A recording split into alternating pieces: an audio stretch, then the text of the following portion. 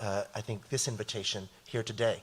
And we have had the pleasure, I have had the pleasure of working with a team that has been working on a number of initiatives with Brotherhood Crusade, with SJLI, and with a number of other community partners across the county.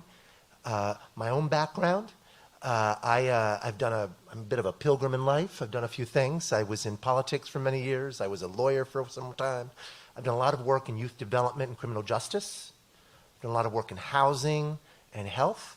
And my passion is to bring all of those together to build healthy communities. It was one of the reasons why I'm such a fan of SJLI, how seamless you treat these issues. They all come together in justice.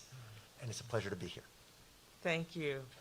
So I'd like to start by asking Charisse to talk about Brotherhood Crusade's educational program model and what makes your program transformative, and how does Brotherhood Crusade empower its students? Thank you, Angela. I really like to always talk about history and context. Listening to Dr. Scorza as he just really laid a picture around history. And when you think of Brotherhood Crusade, we've been in social justice, as I mentioned, for 53 years. From the Watts Rebellion, my father was brought here to organize the Black Congress. And when you think of all of the institutional racism that has taken place for decades, for me as a young Black woman coming out of college, I knew I wanted to work in South Los Angeles. When I had the opportunity to follow my father's footsteps and Mr. Bakewell's footsteps, the first thing that I wanted to do was to really take a look at what is needed in our community. We undertook a strategic plan.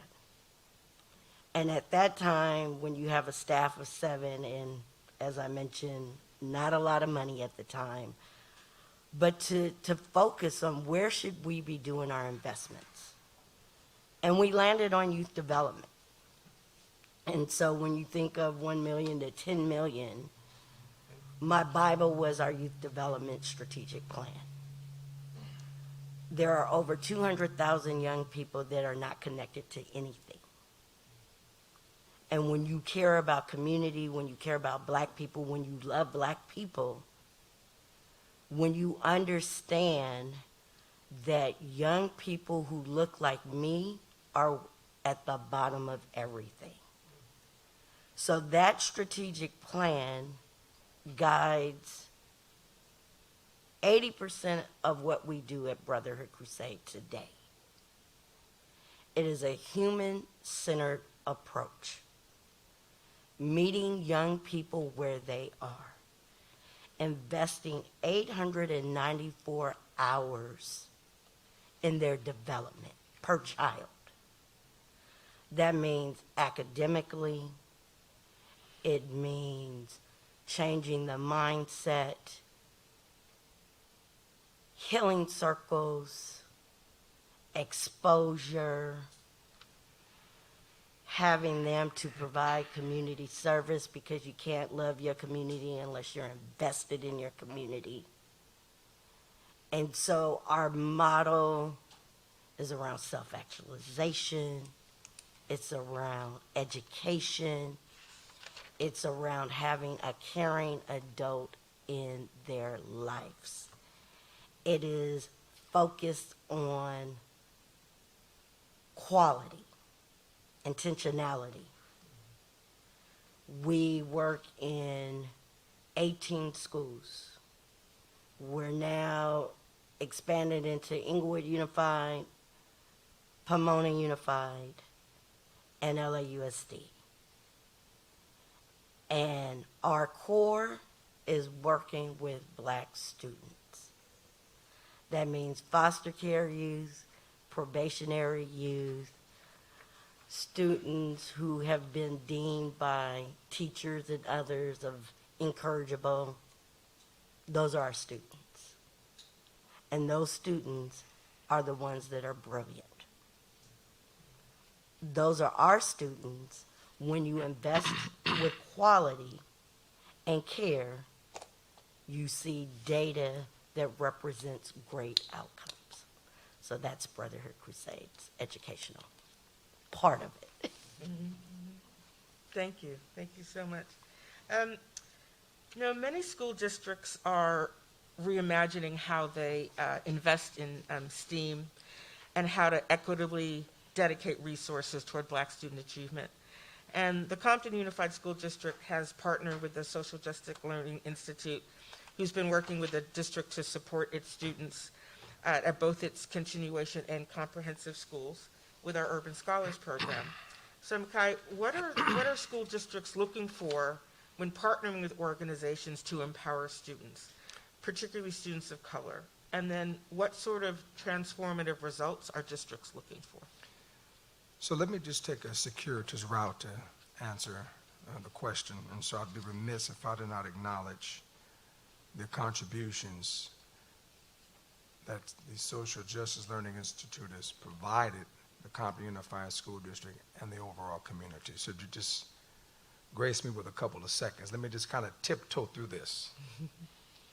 90% of the seniors between 2018 and 2021 that have worked under the tutelage of the Social Justice Learning Institute graduated. 90%. Students gained an average of 40 to 60 credits. Two students in particular with over 100 credits, 100 missing credits, graduated as a result of the work of the Social Justice Learning Institute. Internship programs, 3.5 student recipients. Jordan Brand internships.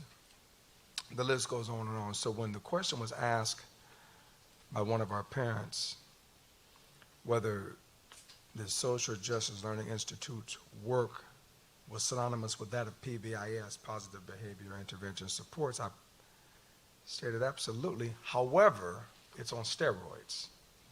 Because what we're talking about is intense enrichment, development, curriculum. We're talking about supporting not just soft skills, but lifelong learning skills. And so it's more than just simply addressing how we want folk to act in public, or how we move people with respect to cognitive dissonance-oriented exercises. What we're talking about is the intrinsic worth relative to how we position ourselves accordingly and truly increase student achievement. And so when we look at what we've done or what we can possibly do, which is far more than what has been done, especially in the age of COVID when there's a tremendous amount of investment. People hear these numbers deposited into the coffers of school systems and think that there's going to be some miraculous change overnight. Oftentimes, there's something called the fine print. Spend some time within the details. They said the devil lives in the details. That requires reading and a level of comprehension and understanding to see that sometimes, unless we're pushing, unless we're being innovative, we won't necessarily reach the goals for which we desire to. And so what are districts looking for? Plain and simple. Plain and simple. Communities like Compton, Inglewood, South Los Angeles, and any other socially economic challenged community in this county is looking for the same exact thing as students benefit from in affluent communities. Nothing different. Nothing different. And so we're desirous of organizations to partner with us who will help us increase graduation rates, college acceptance, and attendance rates, preparing students for a workforce. There's billions of dollars of investment, general obligation bond investment, and other capital-oriented investment projects, whether they be at the Los Angeles Department of Water and Power, the Metropolitan Transportation Authority, Los Angeles World Airports, community college and or K-12 construction from South Los Angeles County all the way up to the Kern County border. Our students have to be prepared within that vein. Now, we also understand that we know what works. In Compton, the board directed the superintendent to establish an early middle college, 2014-15. Today, that high school ranks among the top 50 in California, graduating students 100%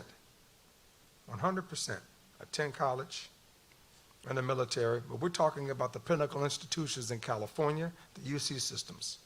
We're talking about Ivy League as well as sub-Ivy League. So we know it can be done. We know it can be done. What's important is this: be quiet.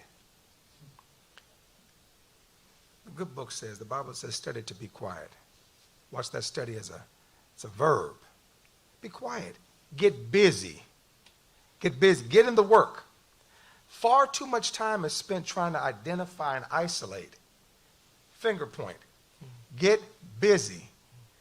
There's no difference between a young Mexican boy or a young black boy. No difference. Because guess what? They're hanging out. You see a difference. They see family and brotherhood. I see heads nodding. You got your mask on, so I'm going to rely upon your head to nod, okay? As an amen, right? So at the end of the day, what we think and what we believe may not be factual. There are cultures that exist in these schools we wouldn't even understand. We think we do, predicated upon our years. But when I graduated, it's a different day today. It's a different day today, okay? So again, what's important for school systems is they partner with organizations like Social Justice Learning Institute. Truly bring an intrinsic value that's stratospheric and transformative in nature. We need not any more feel-good organizations. We need not anybody else telling us how sorry you are for our children being in a predicament because they have a single mother, or their grandmother here, the mother's on drugs, father's in prison.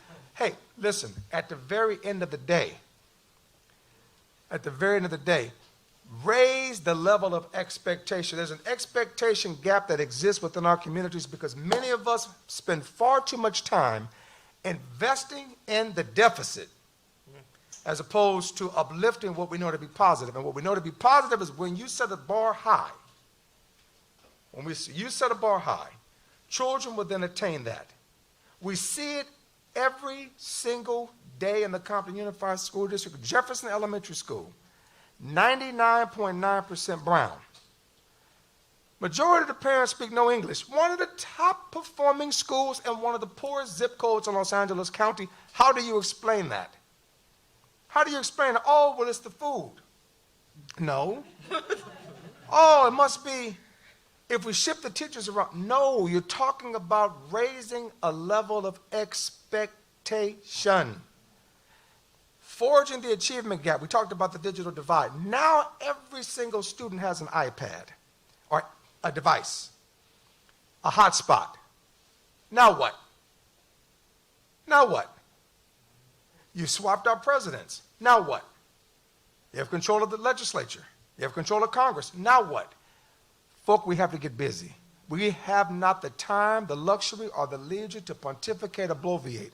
These students need not hear any more speeches. They've heard a dream, now go fulfill it. Thank you.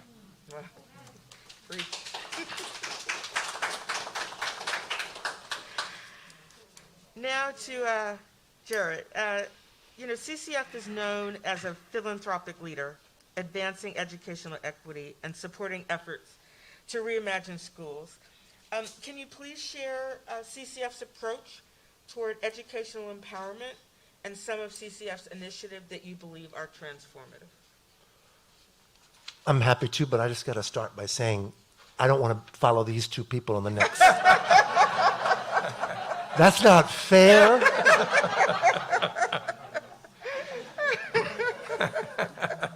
But it is a pleasure to be with this panel.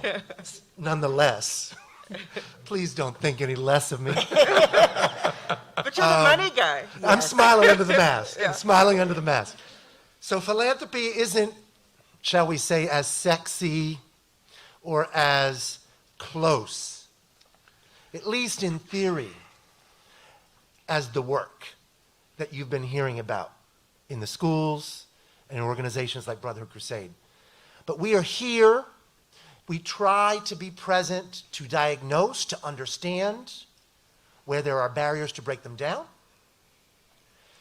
and where there are ideas that are revolutionary, that are transformative, so that we can invest in them, that we can celebrate them, and we can scale them so that they are making the kind of change we are all impatient for.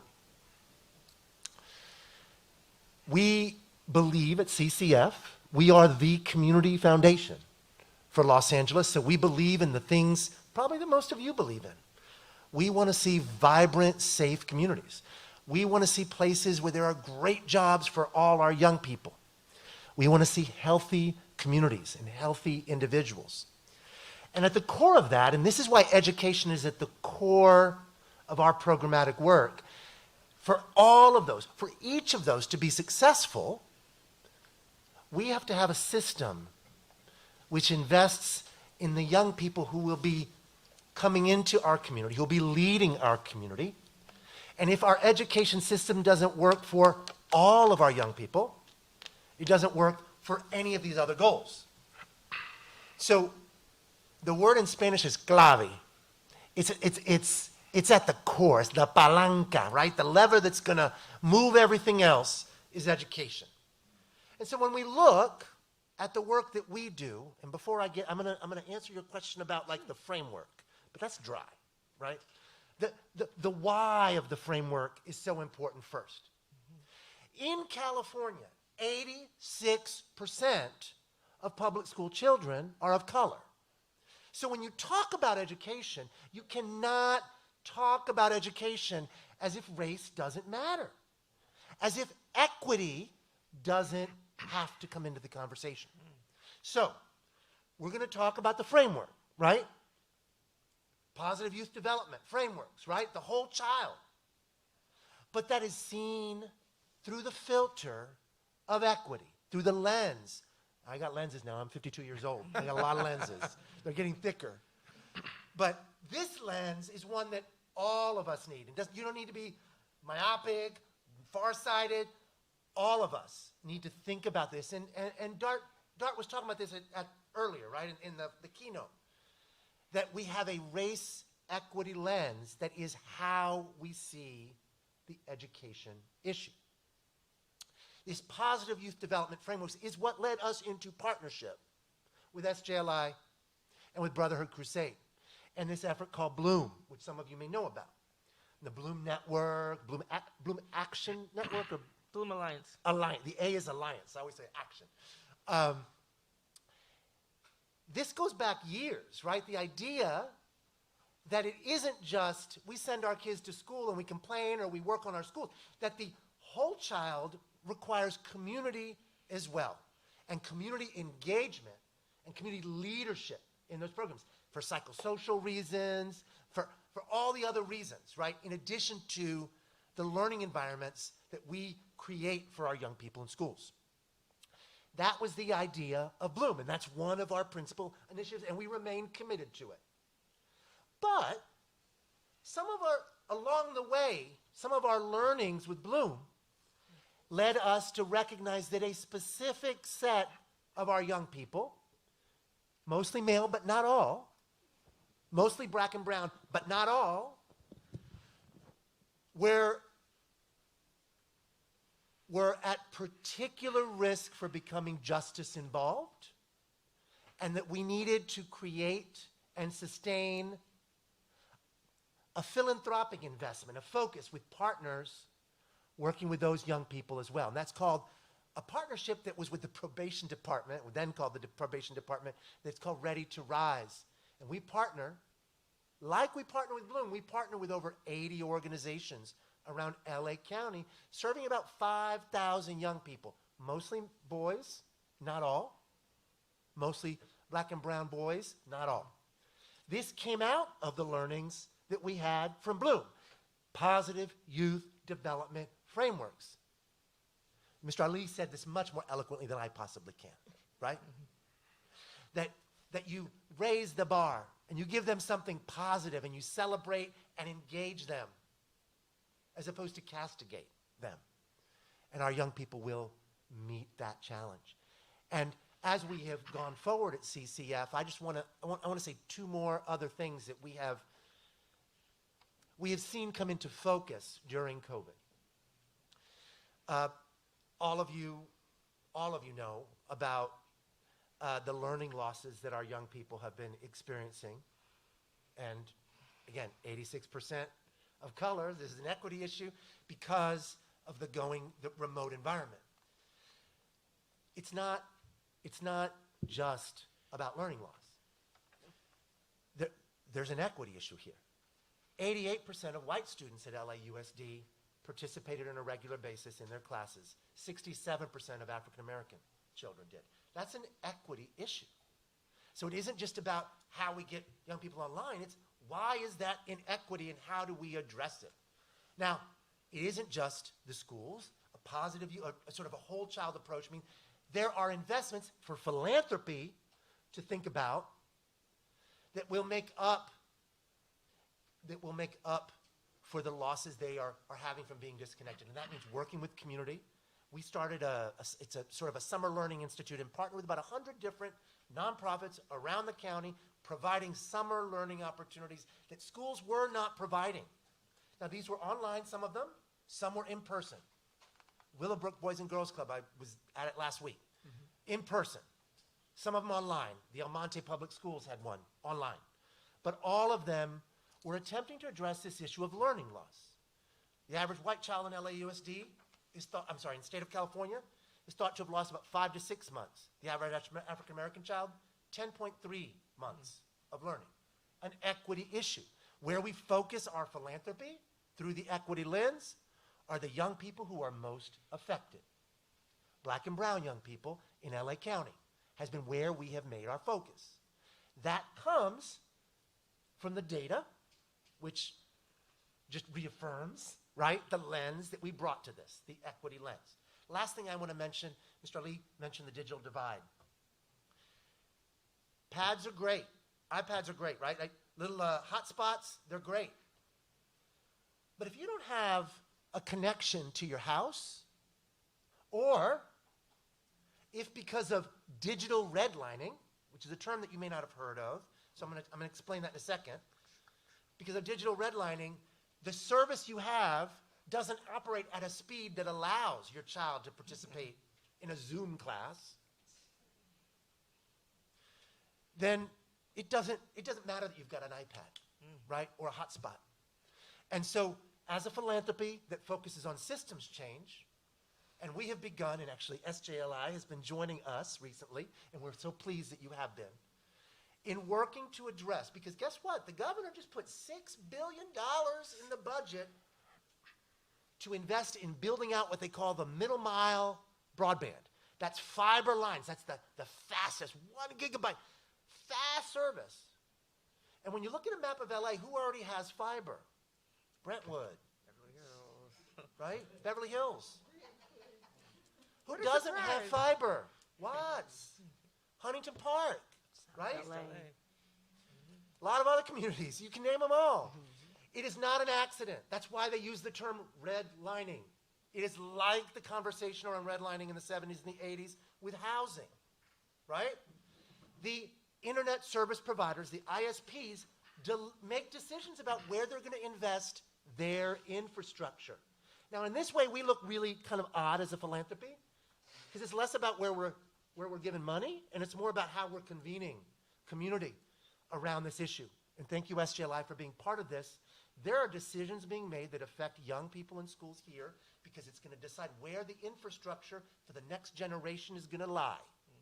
Decisions being made in Sacramento at it's called the CPUC, the California Public Utilities Commission. Probably never heard of it. I never thought I'd be filing comments with the CPUC. But you know what I'm telling them? You know what we're putting? We're showing them the map. And that their proposal does not include running down a middle mile network through South LA. Because, quote, they have internet already. When you look at the data, South LA is the third least connected community in LA County, one of the least in the state. So this is also an issue, right? A systems change issue which philanthropy with community needs to be focused on. And that is an education issue because our young people increasingly, as we all know from COVID, rely on fast, reliable internet that their families can afford, right? Along with the devices so that they can participate meaningfully. And I think it's going to go beyond COVID, right? Young people, for their learning, for their whole learning, need to be able to get online, right? It's something that many homes can take for granted, but The homes that we're talking about can't, because they haven't historically had access, and they won't unless we also engage in this one. Thank you. I'm happy. Right. So I want to encourage some conversation among the panelists. I mean, I have a couple of questions, but first I'd like to just invite the two of you, anyone to respond to what you heard your other panelists say, and then I can also set another context in terms of the work that we're doing and Measure J and reimagining schools and BSAP and all those things. But before I get to that, if anybody wants to respond to what they heard from other panelists, I'd invite you to take this opportunity. Sure, I'll chime in on both. I think the infrastructure around the digital divide is critical. We're in South LA on Slauson and Wall, our headquarters. And if it wasn't for a funder, 10 years ago, we had to build out our infrastructure, and it cost us $20,000. And that is in an area where we have homeowners, we have businesses, but more importantly, how you connect with young people. As our colleagues, we provided over 3,000 Chrome tablets to our young people, as well as hotspots.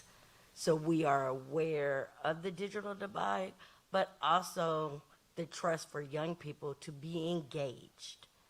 I think when we think about academics and encouraging young people to be present, they have to trust that educational partner. They have to trust their community partner. People said, how did you get all your students to participate during COVID? How were they engaged? How were they participating in mentoring and tutoring? And we partnered with Amazing Grace Conservatory. We partnered with the California Science Center. And they showed up. They showed up on camera. So it's not enough for them to just be connected. I think that is part of the divide of how we look at our students. Our superintendent of Compton board member, being part of the solution. What does that young person need? When I think about chronic absenteeism, when I think of that single parent who is working 2 or 3 jobs, or maybe got laid off during COVID, and so now she's at home, and you're trying to navigate 3 or 4 kids in a household to be present, and they're not. That's support. That means, what are we doing as a community, as philanthropy, as educators, to say, let's be innovative. Let's give Black students coaches, parents coaches. Let's invest that they have an advocate to support not only their students, but to support them to navigate this. When we jumped into youth development, and our strategic plan had mental health. So we work with Amada so that when we're doing a healing circle, that they're not going to be shipped to 5 different collaborative partners to get the support that they need, because trauma is real. And so you lift up something, you find out something, but you don't want to deal with it. A student can't learn if they're starving. And so as a provider, and it's not a provider for just the academics, it's a provider for their soul. It's a provider to change the narrative and the trajectory for livable wages. It's not enough to get our students in college. They have to graduate. So when you think of middle school, and again, chronic absenteeism, and then when they get to high school, If they're already behind, whose responsibility is it? The solution is it's all of our responsibility. And I just, when I hear my brother speak from a spiritual place, from a humanitarian place, that it is our responsibility to educate our children. Changing the mindset, having people who look like them, who care about them, instead of judging. I know our model works because we bring them in. I had 20 students doing internships with the Chargers from Inglewood Unified, working with executives on game day, where all the teachers gave us these students. And now they're like, whoa. How did you get them to do that, right? Right. So the investment is our investment. So. Micah, would you like to? Yes, I just want to go back to a point, and I want to be able to underscore by simply saying technology is great, but that's not going to teach a child. Nope. It's not going to teach a child. And so we were bold in the Compton Unified School District when we partnered with the California Association of Black School Educators and several other local philanthropic organizations to sue the University of California system in order to bar the UC system from utilizing the SAT and the ACT as an admissions requirement. When I say be bold and be audacious, we're going to lean in that way. No child's going to sit up and say, hey, guess what, everybody, I'm poor. I actually live in poverty. And I didn't eat this morning. And, my mom never got out of bed, and my dad, I've never really met him, No child's going to do that. Because at the very end of the day, in many instances, children are living in an environment where that's kind of what it is. And it is what it is. It's our objective to expand, close the achievement gap by expanding opportunity and access. Esports, billion-dollar-plus economy, right? The trades, concurrent and dual enrollment, early middle colleges. So when you talk to many students these days, then they're going to tell you, hey, the iPad's not working. We want to make money. Now, back in the day, we'd watch videos and Johnny Gill would come on and they'll be singing, right? Freddie Jackson or whomever, whoever, right? Jodeci, Mary J. Blige, and you just want to understand how to get the dance moves in. Today, Bentley, Rolex, these students want to get out there and they want to get it in. Ambiguous term, by the way, underscore. So, as a school system, we have to be able to provide that social emotional space. But what parents survey, what many parents want? Soft skills.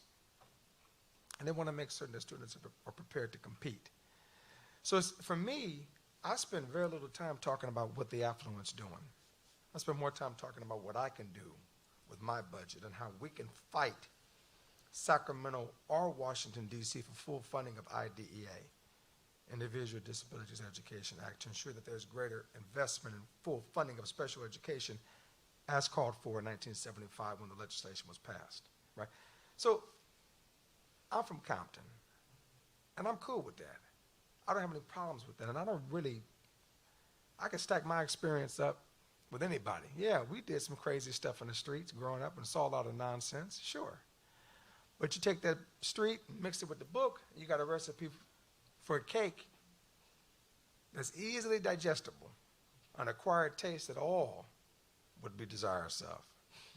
And so at the end of the day, we as a system, if we're going to be aggressive about it, right, and let's not placate these young folks. They're not stupid. And they know if you really care. because they actually see what you're doing versus what you're saying, right? And they actually see where you live and how fearful you are of the neighborhood, right? So again, I think that as we move forward, how we really leverage opportunity, looking at chess, looking at what else we have going on, robotics, music, and arts programs. We have rugby. Is it rugby? Or what is the other one? Soccer? No, the other one with the little. Lacrosse. Lacrosse. With this. We have Harlem lacrosse in Compton. I'm about as serious as you are handsome. Yeah. Almost said something else, but I forgot we're being recorded. I was about to say as serious as he is black, but I just said no, you know. A little bit. And this is my brother here. So, folks, we didn't have that. We didn't have no lacrosse. Brothers played basketball. Mexicans played soccer. That's what it was. And then we hung out. Right? You ate chicharrones and elotes. He had hot Cheetos, right? So at the end of the day, I mean, we're family. But folks, we got to bring the opportunity so students will be able to have that level of exposure. That's what separates the haves and the have-nots, opportunity and exposure. That's our job. That's her job. It's his job. It's social justice job. I see my good friend Justin Blakely at Crystal Stairs. We got to start early. Start early. 3 or 4 years of age. 0, but I'm talking about once we get our hands on them is around 3 or 4, right? We got to start molding them. They're malleable like clay. That's our responsibility. And if that's not what you're doing, then you have no responsibility talking with me. Thank you.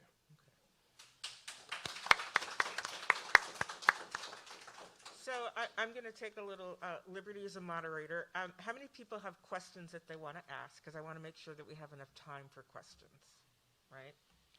I see one hand raised. Any two, three? Okay. So I'm going to ask one more question around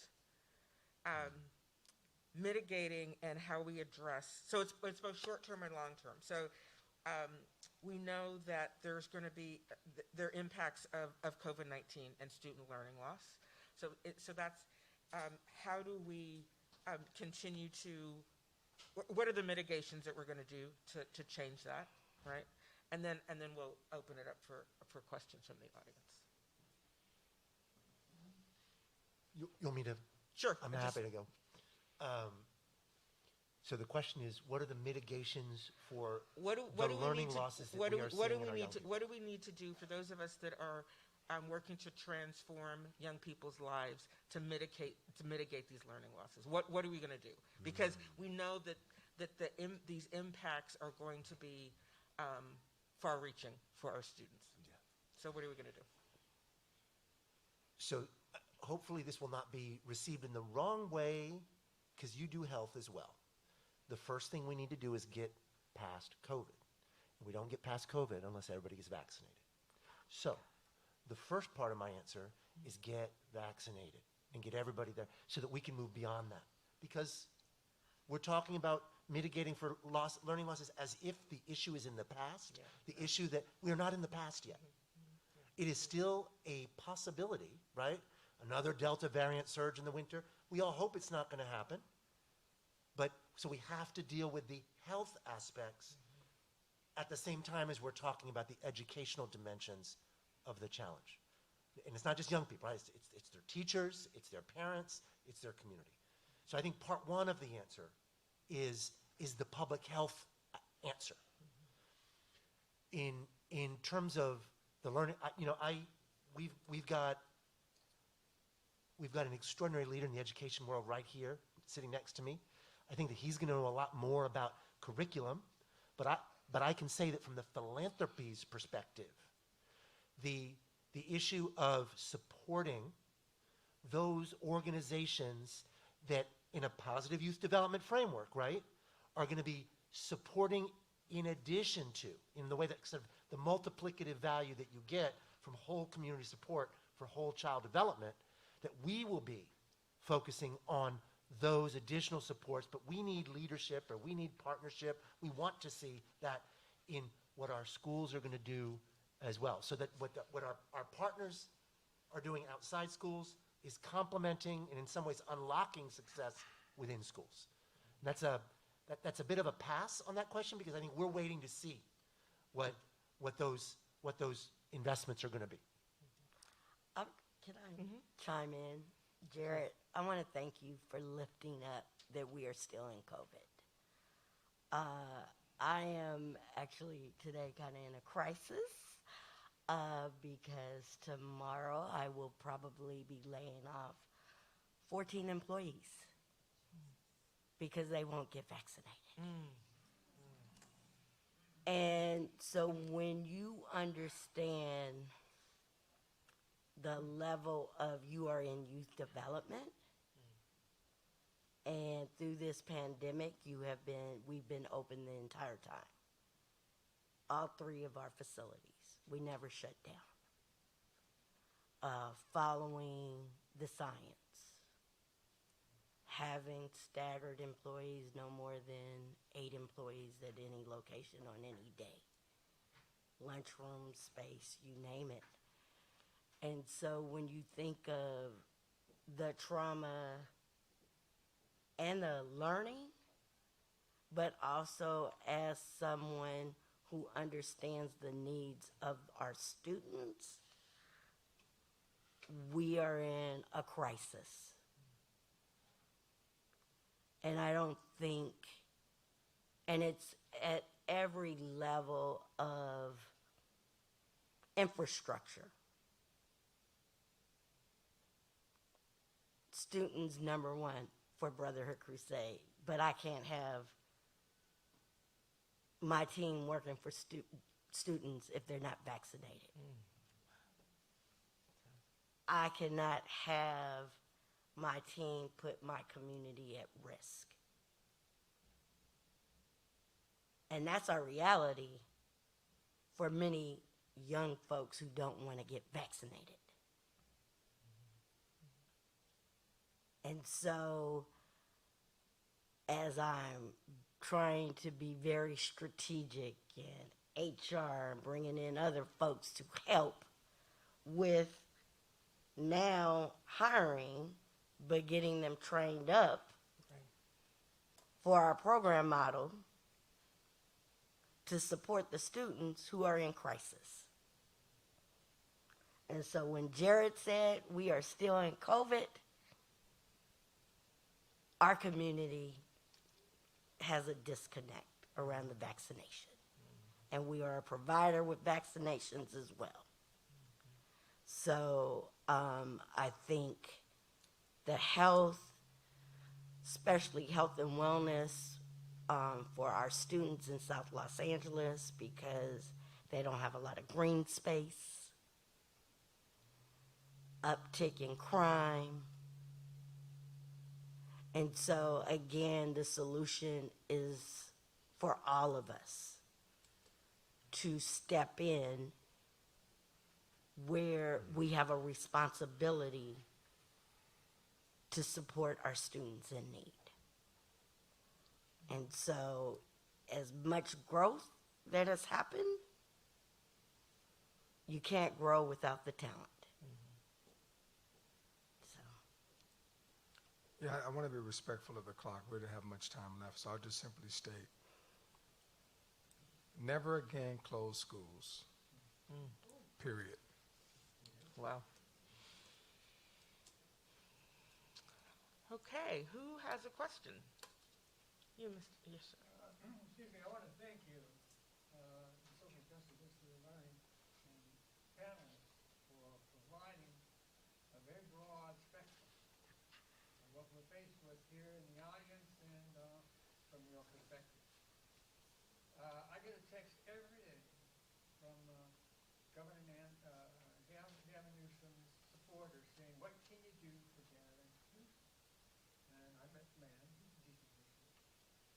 We need power from the ground up so that from the top down they can feel the urgency of what we're talking about.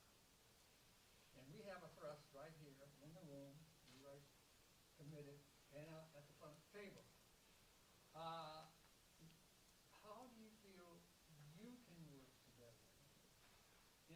connections, hotlines, if you will, bringing in resources perhaps that were not already booked or notified to build what you're trying to do. And how can we here in the audience help you in that area?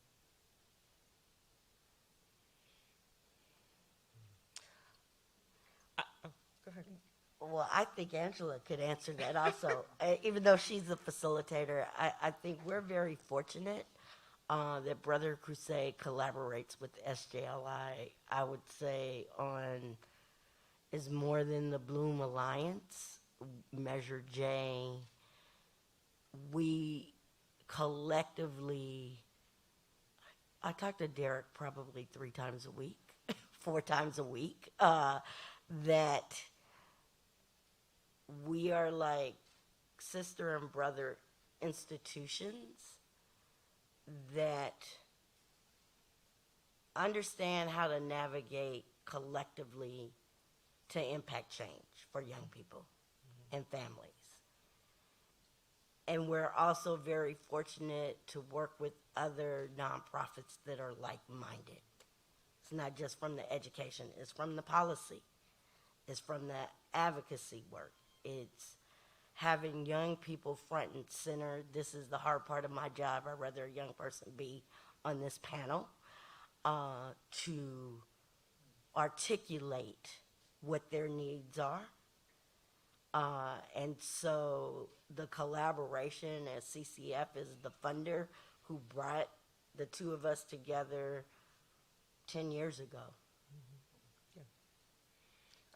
I would answer in terms of responding to your what can audience folks do.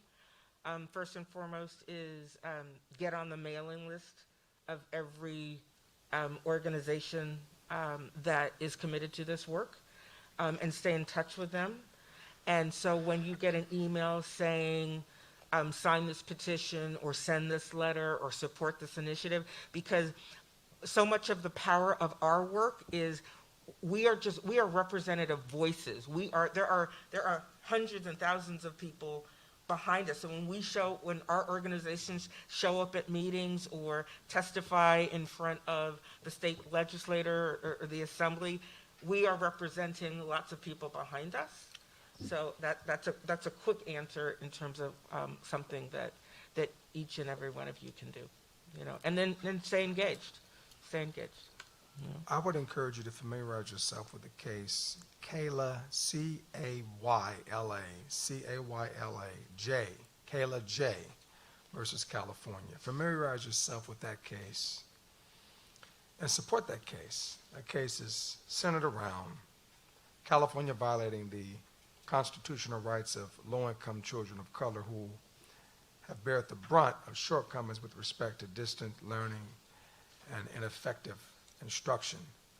One aspect of technology is teachers must be properly trained in the delivery of instructional technology. You're not going to simply hand over a device and tell somebody, hey, this is how you're going to teach this child, because we know it worked in Sweden. There's some study in Germany that said it's great, right?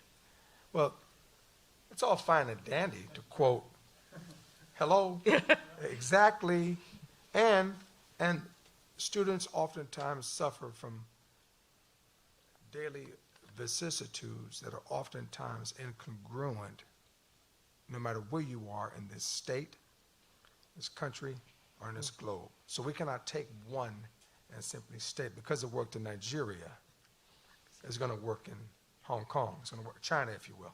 So the reality is very simple, folks. Involve yourself with some of these cases and understand that there are people out there like Public Counsel and the ACLU utilizing injunctive relief as a true measure to effectuate change. Oftentimes we put our hopes in politicians. I'm fallible.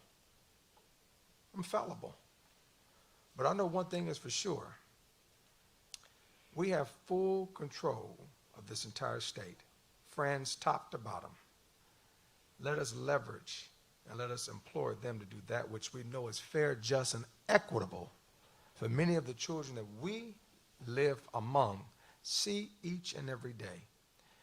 And again, when you talk about activism, when you talk about pushing and prodding, we can find solace in the courts.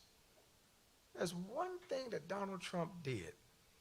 He moved swiftly to pack the courts.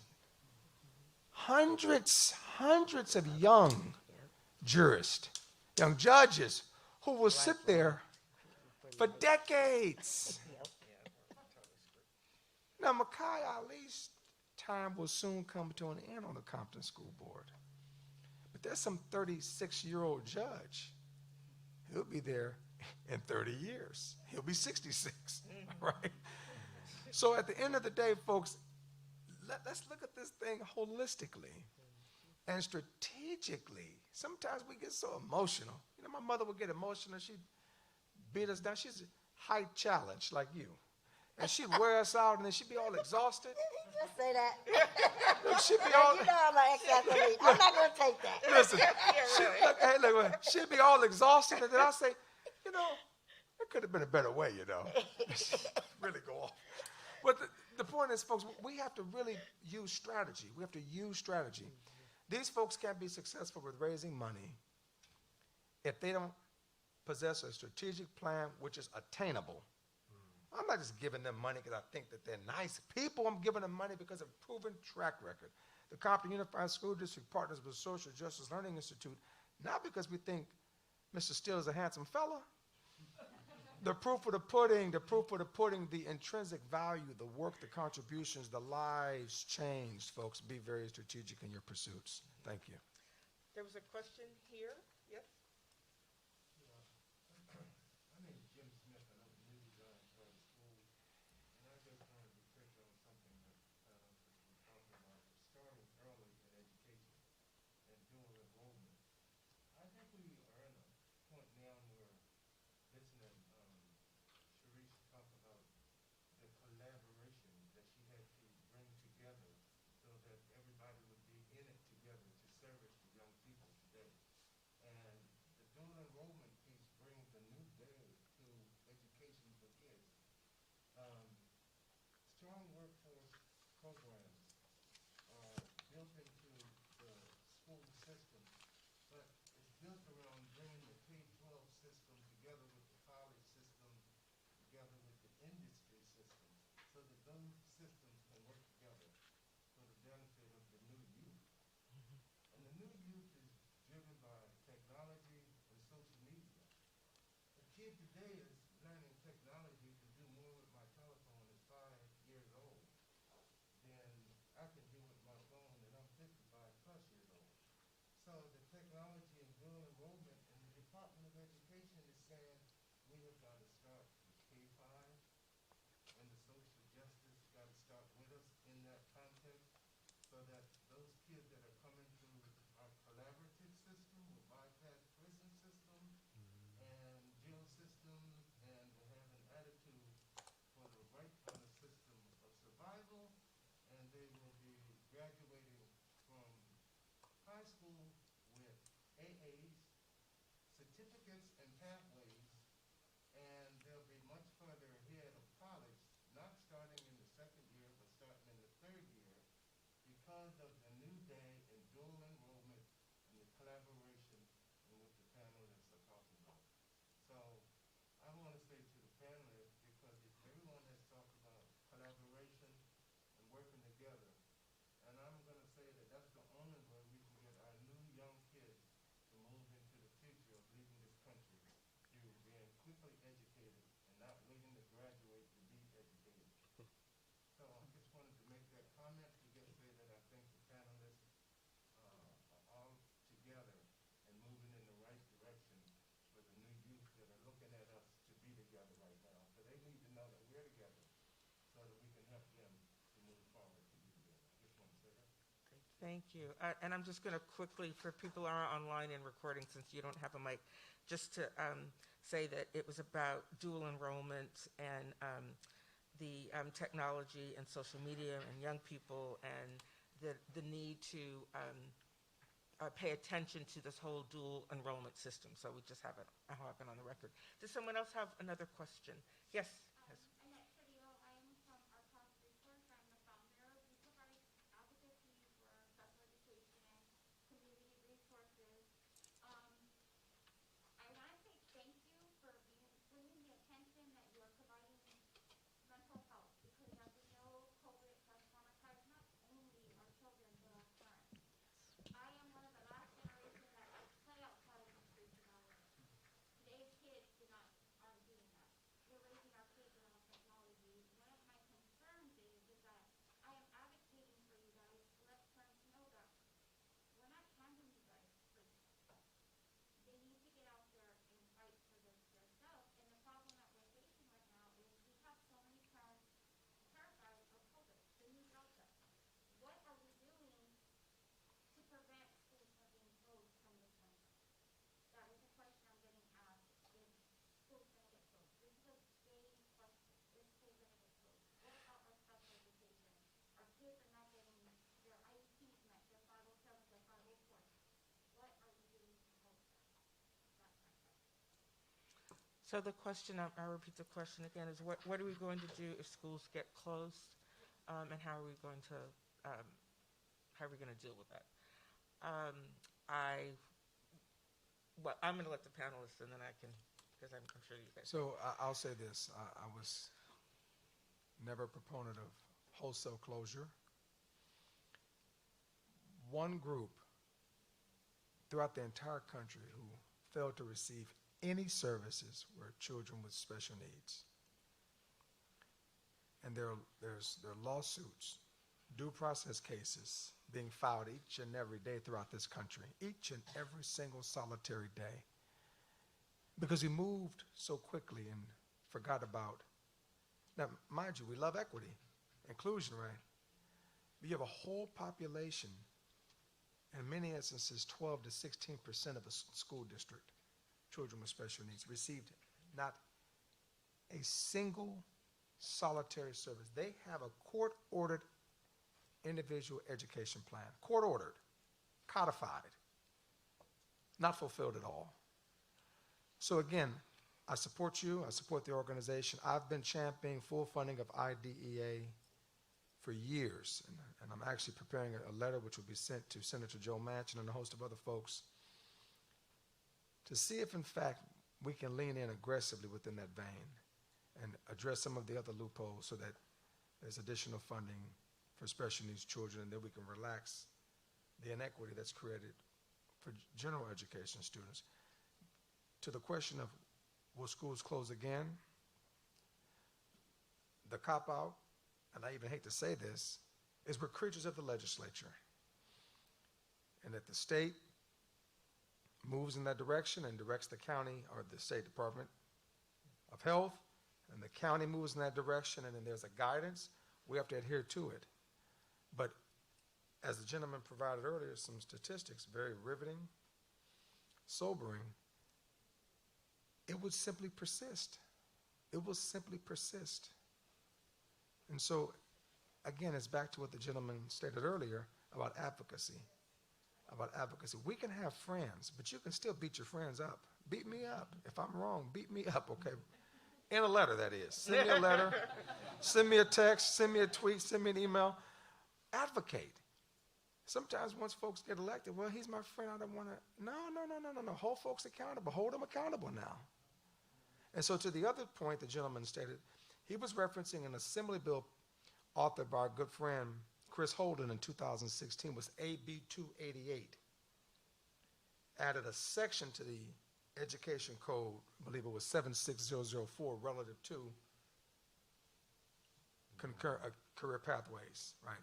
So again, another opportunity. We're talking, but then let's do, right? Let's be a verb and not a noun. Let's move with action, move with haste. These children only have 13 years in the system. So again, advocacy and engagement as well as knowledge. People say knowledge is power. Let me correct that. Actionable knowledge is power. Because a book has never helped anybody as long as it's been on the shelf. You crack it open with some legs, you can make change, right? Thank you. Can I want Yes. to add one thing to this, and this is a little bit of an overlay, and it's on the dual enrollment question. So it's not actually responsive, ma'am, to your question, but it's sort of, I think the same point would apply. Within philanthropy, we have, at least at CCF, we have been hearing from a lot of the organizations we work with about the importance of this dual enrollment legislation. Unlike most philanthropies, community foundations, the laws applies a little bit different to community foundations. We actually can do grants that support advocacy and even lobbying, right? Limited numbers of lobbying, but still, many of what they call the private foundations can't do any of that. So for us, this sort of listening and this hearing from a lot of different sources is important. And about 6 months ago, we began to make grants in support of advocacy to support this legislation. But it didn't happen in the abstract. It happened at events like this and with information from folks like you sharing with us that this was a priority and why it was a priority. Now we're not the decision makers, but we help seed a lot of the power building.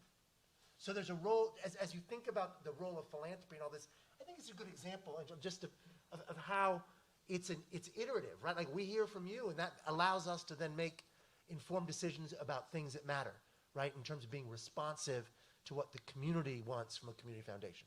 So I appreciate you raising that example, and it's also furthered my own education on this issue. So we are about out of time. I'm going to try to summarize some of the highlights and the key points made during our discussion this morning. We talked about the significance of positive youth development. We talked about the whole child and the importance of creating opportunities and environments in order for children to thrive, and the level of trust that is needed. We talked about the intrinsic value that educational partners bring to working with school districts. We also talked about the role of philanthropy in terms of bringing partners together, as well as this positive youth development through an equity lens. We also heard some very interesting statistics about how 86% of public school children are students of color. The fact that race matters. And then certainly that COVID is not yet in our rearview mirror, that we are still dealing with it, and the significance and importance of being vaccinated, because that is going to be the thing that makes the difference. So on that, I would like to give my utmost appreciation for all of our panelists and all of you for being here, and thank you very much. And looking for the rest of the day.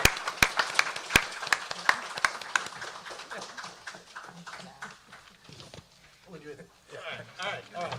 Good, man. Nice to meet you. Nice to meet you.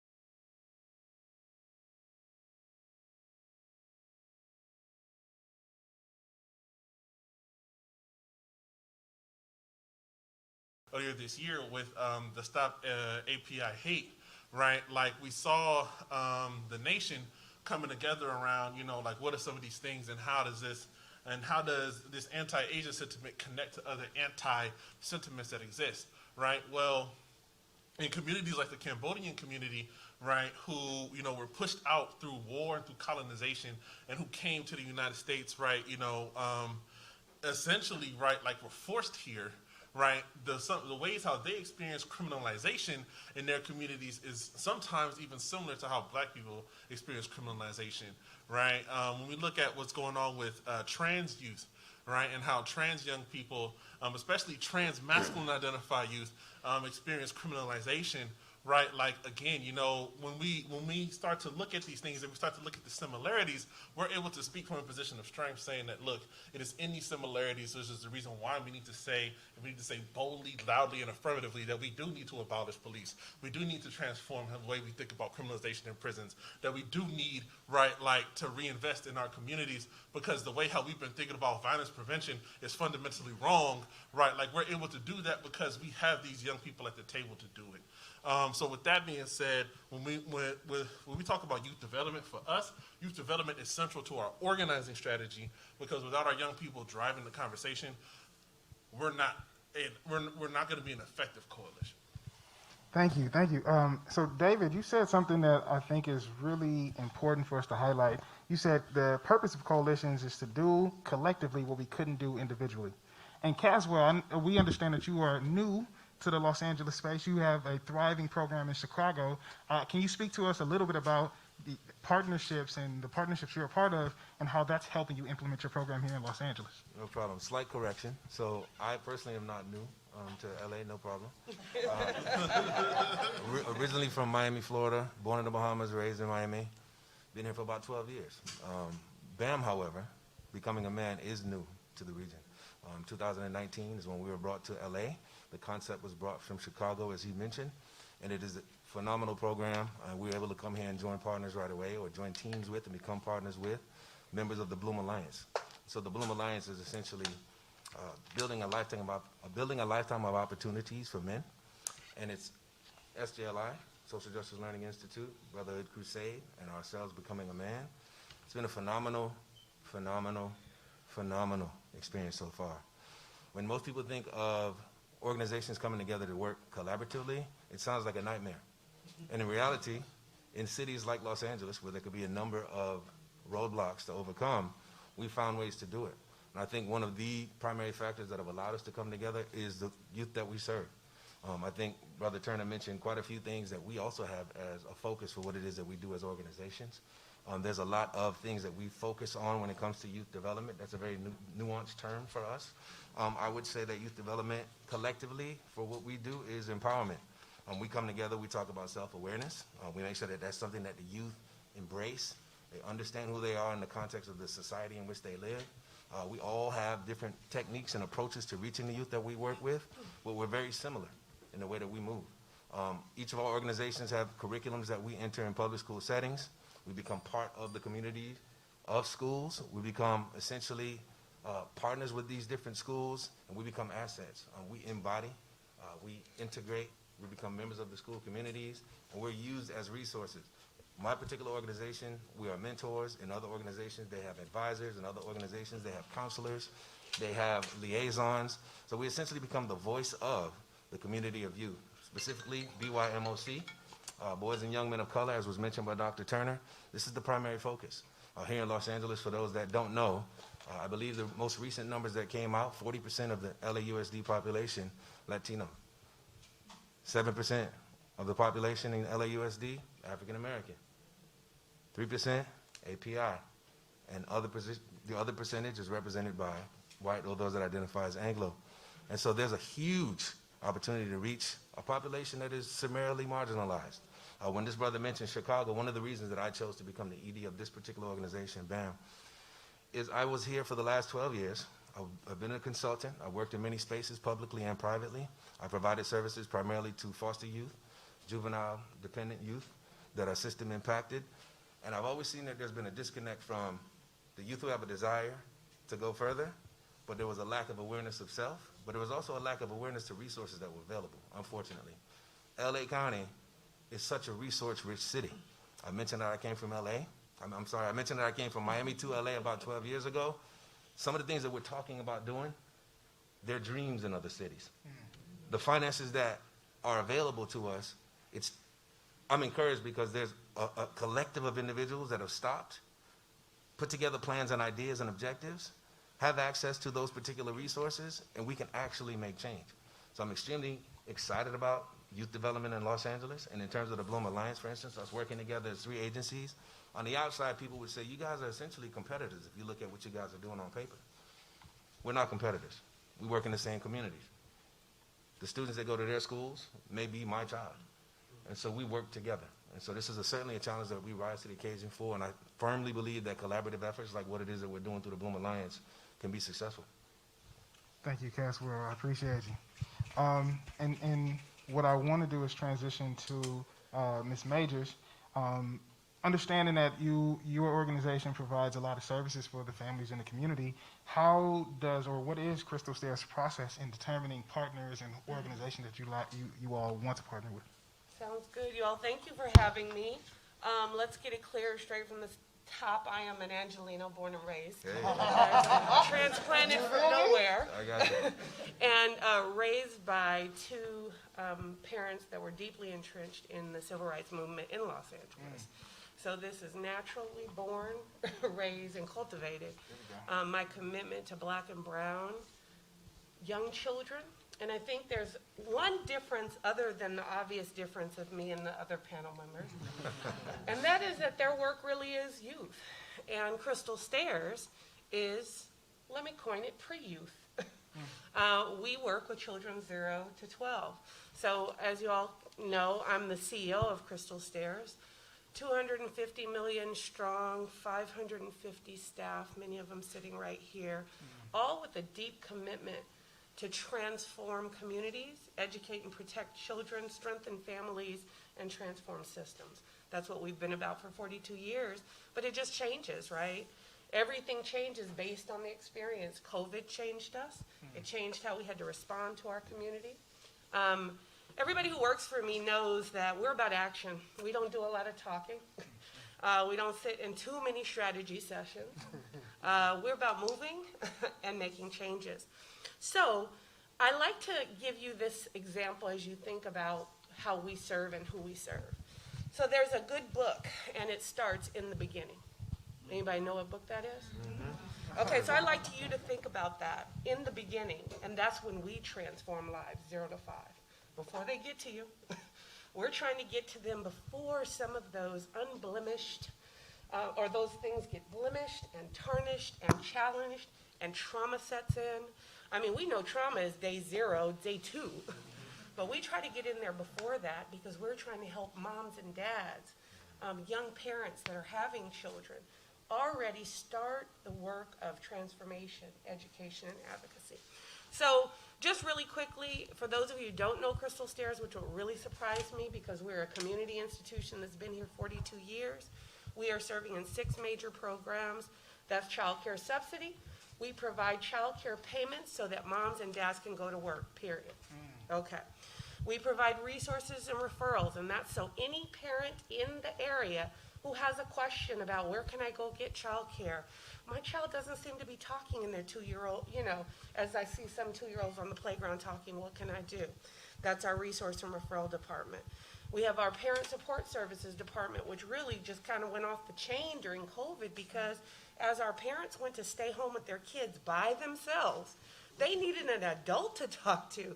And so my staff were amazing at their ability to transform our in-person, on-site services to virtual and provide that same level of support for families that they needed to thrive. Justin Blakely, who spoke earlier at lunch, said that our statistics, 45,000 families we serve, 98% of them are single-parent head of households. That changes how we have to serve families. So we're not stuck on a mission of words. We try to be really relevant to those things that families need. So you asked the question today, and there are other services, but those were our main ones. what kind of partnership screening do we do? I think that's kind of your question. And let me say this. We are a trusted partner in the community and have been for 42 years. We're a trusted messenger. And we also, most of it is pass through, but we're a largely funded organization. So you better believe we're getting calls for partnership every day.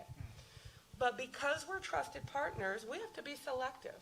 And we have to make sure that partnerships have a couple of things in mind so that we can ensure not only the best use of our time, because like I said, we are not trying to just be at every party, be at every show, and sit on every panel.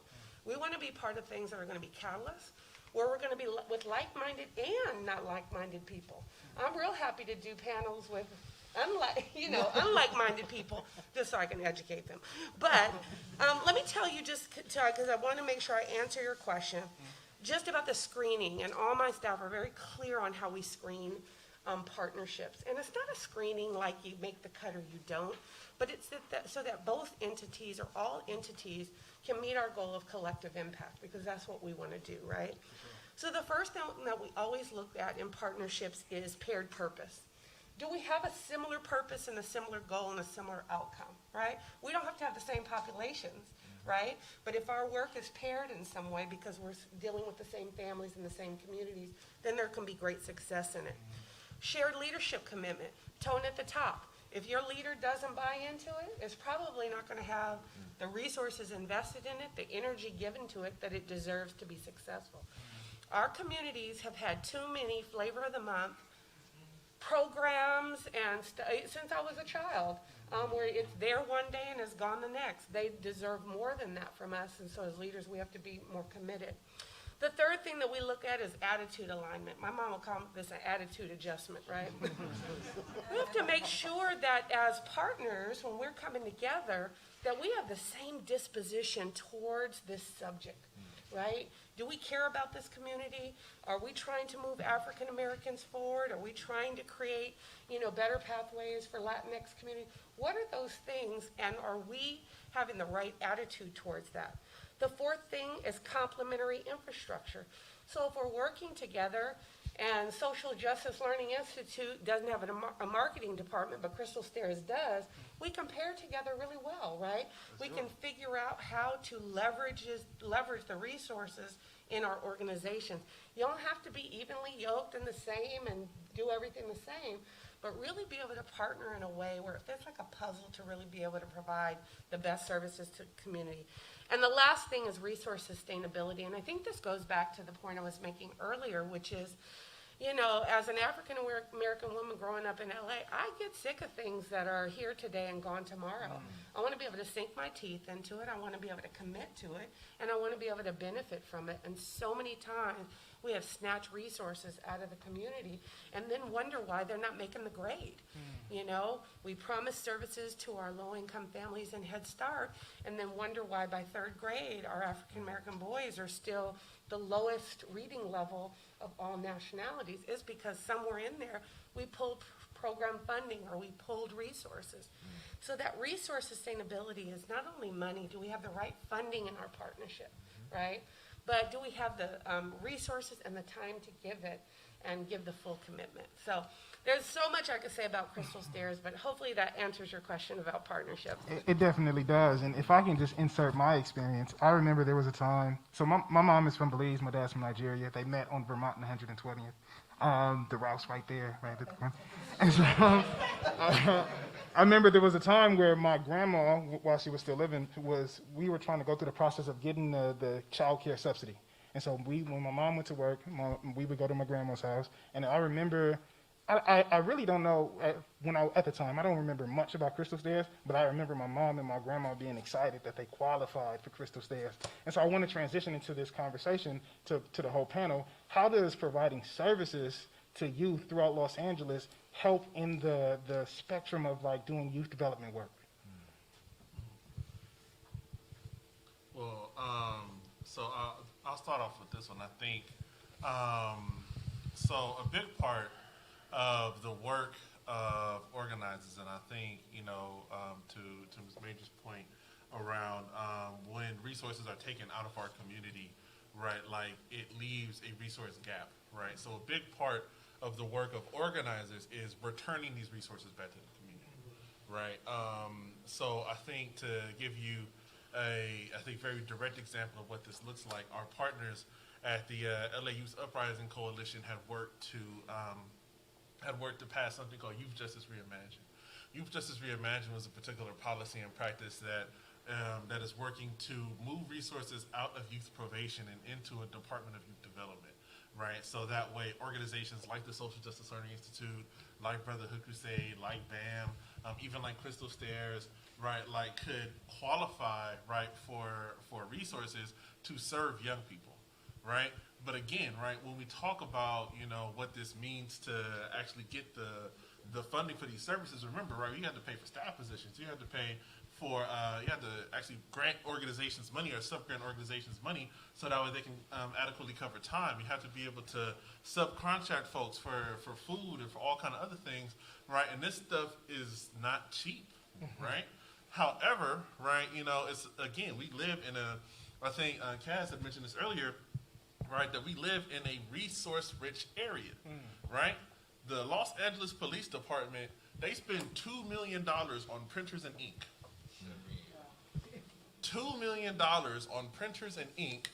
Meanwhile, right, you know, for those of you who may be engaged in nonprofits or may, you know, be a part of nonprofits, what they say is that when you reach sustainability, right, that budget line for sustainability for a nonprofit is $2 million. Right? So the same marker for sustainability for an organization is what the LAPD spends on printer and ink alone, right? And you mean to tell me, right, that, you know, we don't have the resources and the tools necessary to serve our communities adequately? Something's not adding up. Something's not adding up. So I think for us and for the Brother Son Cells Coalition and for a number of our partners, right, like it's about redirecting resources, right, so that way organizations like Crystal Stairs, like Brotherhood Crusade, like SJLI, you know, these rich youth development organizations, these rich child care organizations, these organizations, right, you know, that are on the front lines of providing the resources so that way we don't have to continue the fight, are getting the tools that they need to succeed. So for us, that will be how I think we would be a part of that conversation, because we're not a service delivery coalition, right? Like our partners do service delivery, but it's the young people who benefit from those programs who come together to say, okay, how can we change this to make this more available?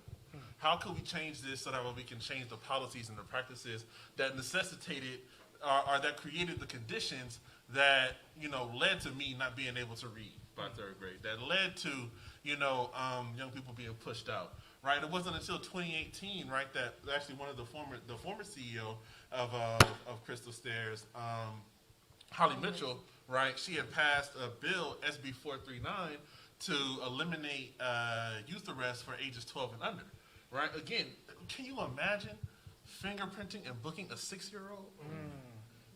Right? It wasn't until 2018 that we stopped doing that. Right? So again, you know, like we have to change the conditions that create those climates so that way, right, the services then become a little bit easier. Thank you, David. That was, I always feel like I'm going to school when you speak.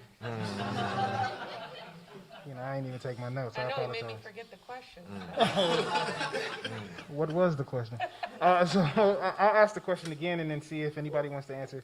My question was, because Ms. Majors, you gave a beautiful example of the needs being met of the families. And I think I want to just, as we're talking about partnerships, how we can think about the spectrum and the continuum of like meeting students' needs so that they can go and be these student leaders and advocate for change in Los Angeles County. I love that question because right now we are in the middle of Crystal Stairs transforming ourselves, our thoughts to meet the needs. So during the pandemic, child care providers, these are your grandma, your non-biological parent, the family child care provider, or the preschool. We pay them all based on parent eligibility to care for children.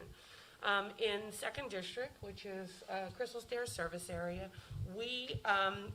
our child care providers are African American and Latina women, obviously. And they worked while all of y'all were probably safe at home. They worked and they opened their homes to children. And many of the African Americans child care providers are at a higher average age. Many of them have been working with Crystal Stairs for 42 years. So we were really looking over that time, and Supervisor Holly Mitchell, who's always in my ear and forever my boss and supervisor, was like, are African American providers disproportionately impacted? I said, yes. I don't know, let me go check, but yes, right? Because what we know is not only are the African American providers doing the same work at barely a livable wage, but then black people start getting murdered on TV while kids were safe at home. Wow. And not really safe at home. So now what many of us have seen for years in terms of the murder at the hands of police of African Americans and Latino, our kids now were at home watching this. And so child care providers not only had to provide child care, but they had to provide mental health care. And they had to support these families. And so one of the things that we're doing now, we just pivoted.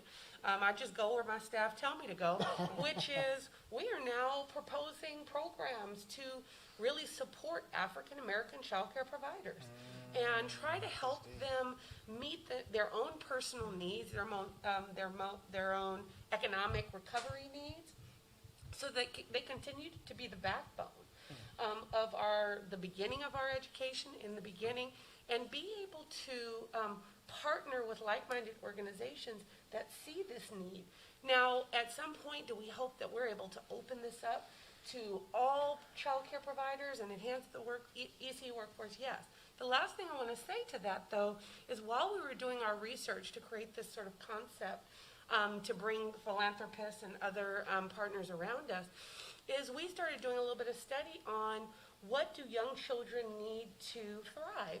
And one of the things our white counterpart children thrive in is they see role models every day. They see white role models every day that are successful, that are going to the moon, that are, building Teslas, But when we started doing our research, we found out that nationwide, African American in particular, educators are declining significantly. They're not coming back into the workforce. So then we started to think, shouldn't African American boys at 5 years old be able to see role models, African American men that are their educators doing great things? I'm not saying every black kid has to have a black educator, but shouldn't they at least have access to one and to see one? So this work that we're about to go into is really about how do we recruit more African Americans into the field of early care and education, and how do we sustain the ones that we have and keep them from leaving the field? That's amazing. And so I think that's the thing that stood out to me the most about your statement is being able to care for the people in the field. I think as we do the work, we forget that the people in the field doing the work have an effect to the work that they're doing. There's a symbiotic relationship. And so what I want to transition and ask the rest of the staff, what are the conditions needed to support successful partnerships? So as we're talking about, dedicating services to the African American child care providers, when we think about partnerships as a whole and the continuum of youth development and providing youth services, what are the conditions needed to support a successful partnership or coalition? And this is to anybody.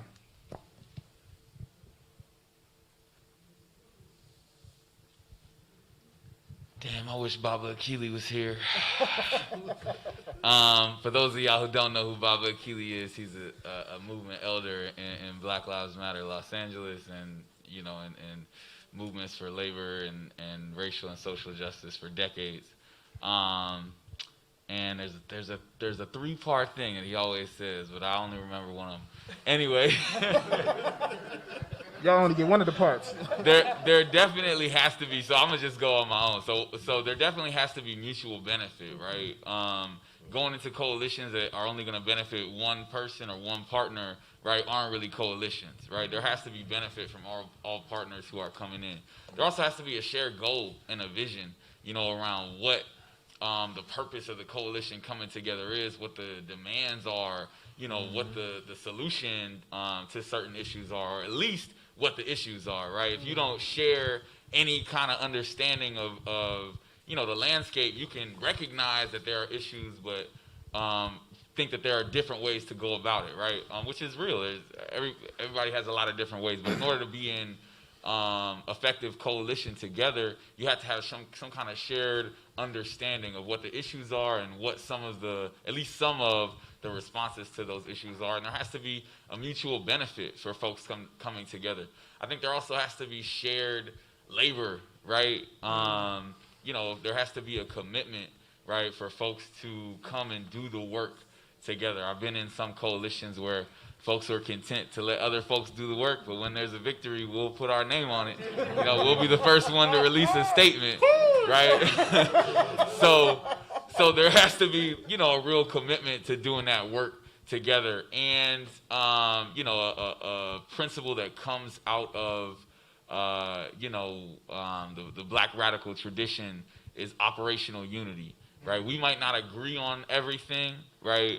But as we're moving in coalition, as we're moving around this work, we're going to present a unified vision, especially, as David talked about earlier, in the work of organizers, we are so often going against the state, right? Or these systems and structures that are massive, that are entrenched, that have policies and practices that are built to divide and conquer, right? That are built to amplify the contradictions between different groups, between different communities, between folks with different intersectionalities, and drive folks away from each other, right? And so there has to be, in effective coalitions, a sense of operational unity where, even if we have, again, not 100% the same viewpoint, or there are things we think, we might think a little bit differently on, or we have internal disagreements. When you go out, and advocate for these things, when you go out in public, when you go and, challenge these structures and systems that are negatively affecting all of our folks, we have to be unified, right? And we have to, agree to that when going in. So I think those are and have been some of the things I've learned from being in effective coalitions and also ineffective, coalitions over the years. One thing I want to lift up, earlier I said something that got a lot of and it was the fact that, Los Angeles is a resource-rich region. You've heard that before.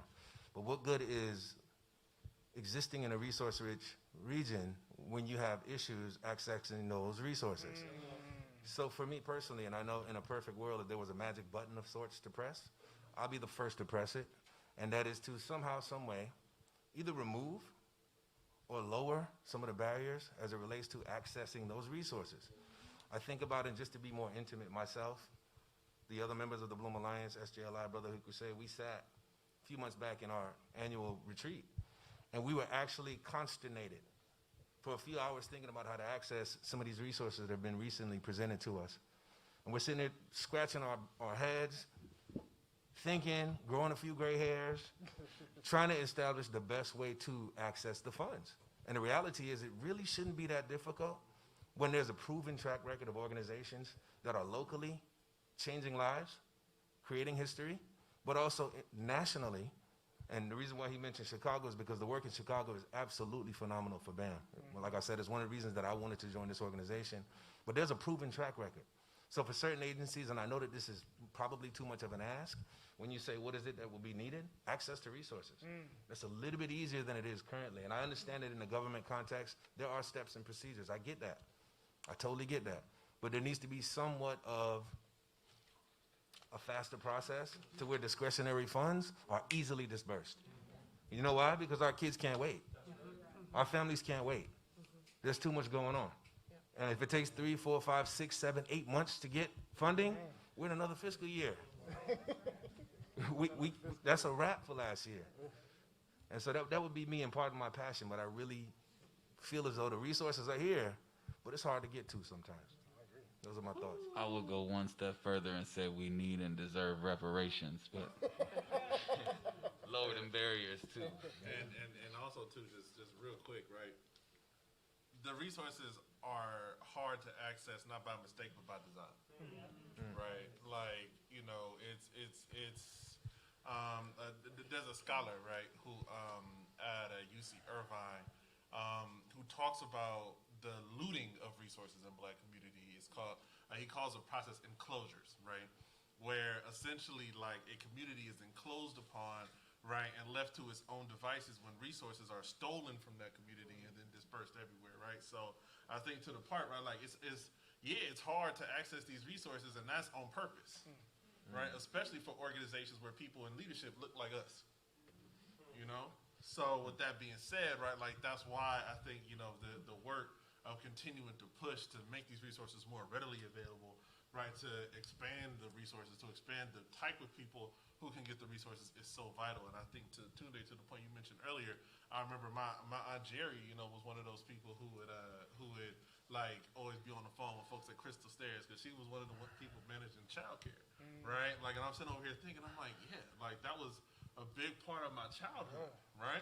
Like, so I can only imagine if she didn't have that, how much more difficult it would have been for her to support all the mothers in our community, right? You know, so again, right, like that's why this type of work is so important. That's So awesome. shout out to you. Thank you. You know, and when we go to Ralph's or walk down the street or, you know, skate down Slauson, we hear the same thing because Crystal Stairs is such a community institution. I agree with everything. I would just emphasize those points with a call out to philanthropists, and that's trust us. We know our communities. We live in our communities. We know what we're doing.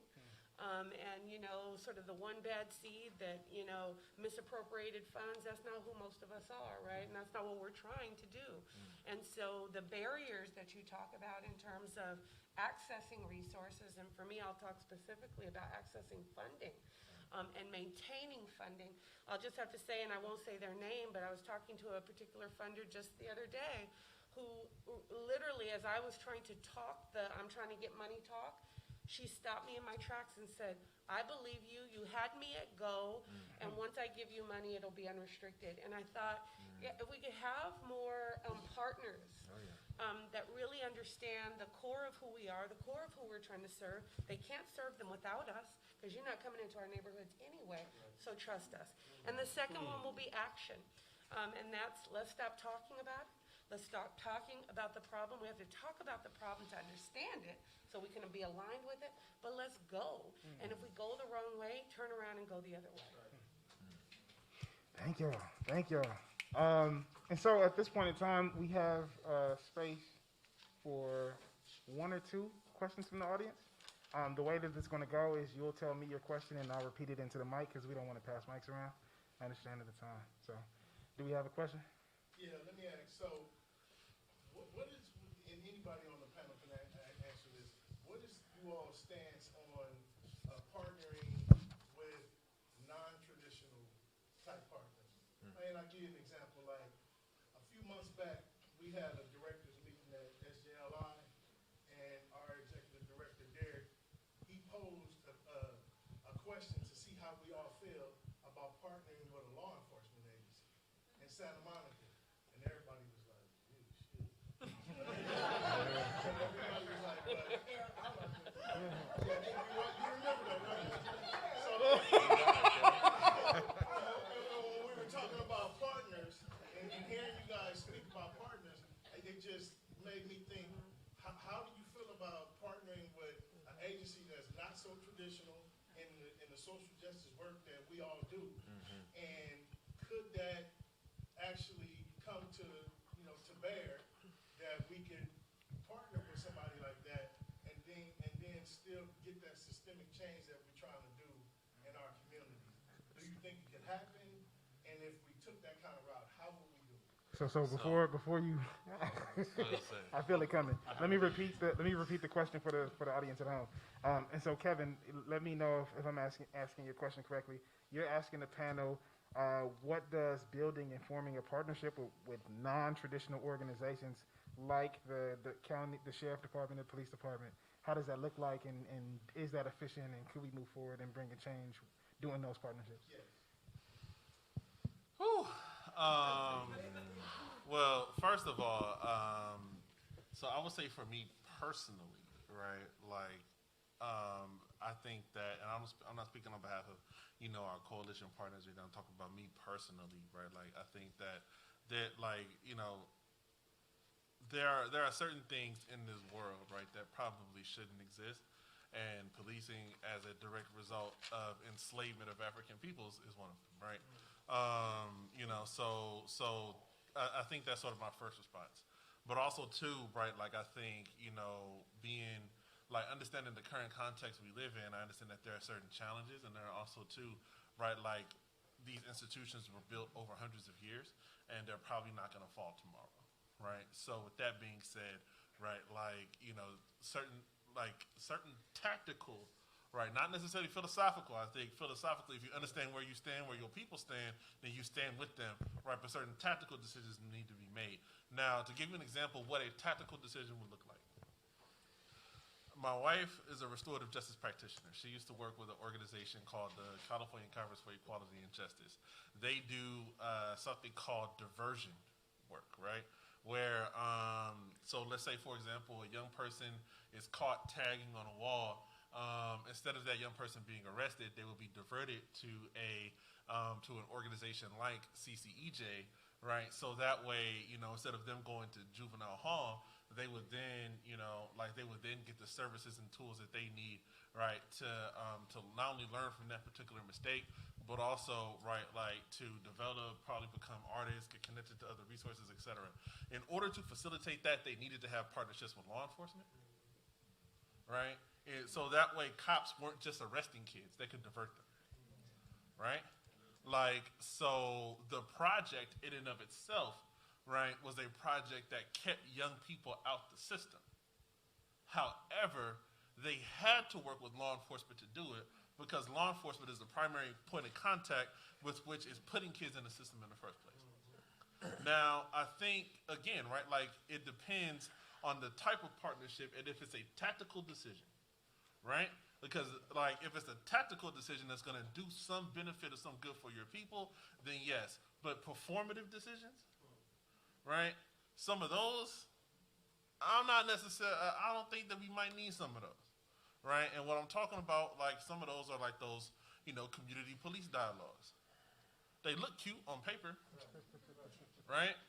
But it's not oftentimes not about how you feel about me. It's about, do you have the ability and power to kill me? Right? Do you have the ability and power to kick me out of my house? Do you have the ability and power, right, like to remove me from my family? Do you have the ability and power, right, like to decimate my entire community and not be accountable for it? Right? Like, so those dialogues, that's a little bit performative. But if we're talking about, diversion, right, and we're talking about intervening in the system, right, then that as a partnership I could see. But that's for that specific situation. I think more broadly for the issue, when we talk about non-traditional partners, so for example, like, community organizations partnering with corporations, right? When we have, like when you have some partners who probably are connected to like folks like, Sony or Disney or things of that nature, right? Like, yeah, these are big corporations. Sometimes, they're on the wrong side of history, right? Again, I think the fundamental question, right, is this a tactical thing? Can we advance something, right? Because, while I think ideologically, right, like we want to be aligned with the people, we want to be pure, understanding that the reality, right, is that our people need stuff now, right? Kids are being arrested now. Our people need things now. And in order for us to get those things now, right, some decisions have to be made. But again, right, that's for your particular organization. Now, other organizations won't compromise on that. Won't compromise on that at all, right? As a member of BLMLA, we can't even be on a panel with police. So, and I ask us to consider this because your question was, should we consider partnering with non-traditional partners? And my answer is yes. We have to, we can't seek diversity in the workplace and want to make sure black and brown people are at the boardroom table and not then look at those in partnerships as well. Yep, there's screening we have to do based on the project, based on the problem, but I think the things that we have touted for years around diversity in the workplace is, Won't let us in. is that, right, they won't let us in because of what they think about us, because of what they think we're going to do, because of what they think we're going to say. But if we're too prescriptive about that, we block our opportunity to learn from them. And so when I think about diversity, it broadens your perspective, right? If I'm sitting here with, my Korean partner, I don't know what you're doing. I don't know what your experiences are. So if I'm trying to impact change, that diversity is important for me. It also expands reach. So if the outcome of whatever we are able to solve together or create together is only being reached, through my people and not changing the thinking of your people, then I haven't done anything. So I do think we have to be selective, but I think non-traditional partners are the way. I have to agree with Jackie on that one. There's an African proverb, I'm sure you all are familiar. If you want to go faster, go alone. If you want to go further, go together. Years ago, I had the opportunity to be an executive consultant for LA County. I won't say the departments, but I was initially assigned to one specific department for the purposes of establishing a campaign for individuals that are formerly incarcerated, individuals with experience in any degree of juvenile justice or adult correctional institutions here in Los Angeles. When it was all said and done, the focus was on this one department. Within 6 to 8 months, just because of conversations, because of working with non-traditional entities within LA County that don't typically work together, there were over 9 different departments that benefited from the ideas that come from that one situation. So even in a context where it's under one umbrella, LA County, there are very different lanes that different departments travel. There are very different modes of dealing with certain circumstances, but one concept that comes to mind is something called interest convergence. So interest convergence is where you have a number of different parties that have similar interests, but there's one particular interest that can bring all of us different parties together, and guess what? We're going to converge on this one interest. In this respect, all of us love the youth. Do we stand in the same way or on the same position on different issues? Probably not. But at the end of the day, if there was a young person that would have walked into this room and to start ask questions and ask for guidance and direction, the same empathy, the same passion, the same drive, the same heart would be displayed by all of us. We want the best for our children, period. And so with that said, for me, absolutely, we can work together. We have different objectives, different ideals, and I do agree with you. There's sometimes where you just can't sit at the same table because it's an impasse. But as far as a nonprofit entity is concerned, there needs to be flexibility. From where I stand, at least from the executive director position of my organization, we will work with non-traditional entities in order to get that interest converged. Let's work with these youth. Let's get these youth empowered. There might be certain circumstances, whether it be political, whether it be other areas that kind of drive parameters. No doubt, we'll address those issues. But I certainly do feel like that's something that we could and should do. Just quickly, because I know we all answered this, but one, I would also expand non-traditional. We talked about corporations and the police, but a lot of our folks are non-traditional partners as well. I know you all work with non-traditional partners, but just to say it to folks out there, to name it explicitly, it's important for folks who have even the limited access that some of our nonprofits have. We have more than some of the most directly impacted folks and the organizations that they founded to speak for themselves and to bring about change in their communities, right? And so it's really important for us to be proactive in seeking out those kind of non-traditional partnerships in that way to elevate voices and smaller organizations who don't even have the access that some of our more traditional, who have a 42-year track record of success and other kinds of things, right, have, right, those channels. And on the flip side, I would just say as an organization who's not only abolitionist but youth-led, Long Beach School Police Department shot an 18-year-old earlier this week who is now brain dead, her family says, and she was a mother of a 5-month-old. LA School Police Department shot a man yesterday in South Central. California Highway Patrol killed a man yesterday in LA County. So these are the law enforcement entities and the impact that they're having on black and brown communities literally every single day. So to say that it's productive to have a partnership in any way outside of the way that it's absolutely necessary to try to keep our people out of those systems isn't realistic. And oftentimes it leads to those systems extending their own life. When we try to partner with folks, it leads to them, instead of resources going to other places, the LA Police Department establishes a community policing where armed police officers with guns get to play with our kids and be soccer coaches instead of those resources going to community-based entities that actually have an impact in our community and a knowledge of our community and relationships with our community, and that don't have to show up with guns and uniforms to traumatize folks who are living with this kind of daily trauma already, right? So I would say, you know, as folks who are serving youth, especially youth in LA County with the largest, as much resources as we also have the largest prison system in the world.